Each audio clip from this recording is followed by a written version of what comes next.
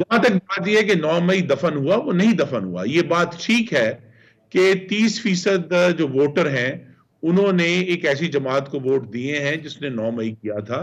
लेकिन हम 29 वोटरों पर तो फोकस नहीं करना, हमने उन 70 पर फोकस करना है जिन्होंने उन जमातों को वोट नहीं दिए।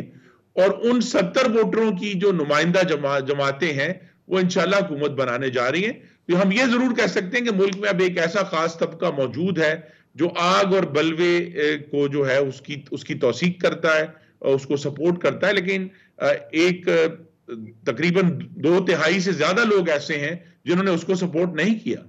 सर, आप एक तबका कह रहे हैं, लेकिन अगर आप देखें तो तहरीक इंसाफ के बैक कैंडिडेट्स कहां कहां से नहीं जीते। पूरा खैबर पख्तूनख्वा देख लीजिए, इसी तरह पंजाब में एक टफ टाइम दिया, इसी तरह सिंध में तो खैर उनको जगह नहीं मिली। लेकिन मतलब जितने वोट पड़े, अगर हारे भी हैं उनको भी आप सम अप करेंगे तो फिर आपको नजर आएगा कि उस बयानिए के बावजूद उनको, यानी कि वो कुछ जो कुछ हुआ 9 मई को, उसके बावजूद हम देख रहे हैं कि लोग हटे नहीं।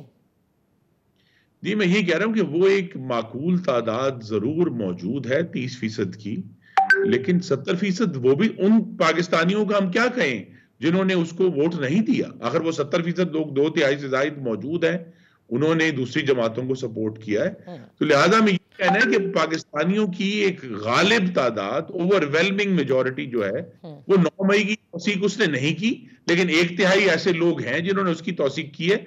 और यही पाकिस्तान की जो अब जो हुकूमतें बन रही हैं उनके सामने ये चैलेंज है कि ये जो उठता हुआ फाशिज्म का अफरीत है, उसको किस तरह, उसका मुकाबला कैसे करना है और इंशाल्लाह उसको हमने आने वाले दिनों में शिकस्त कैसे देनी है।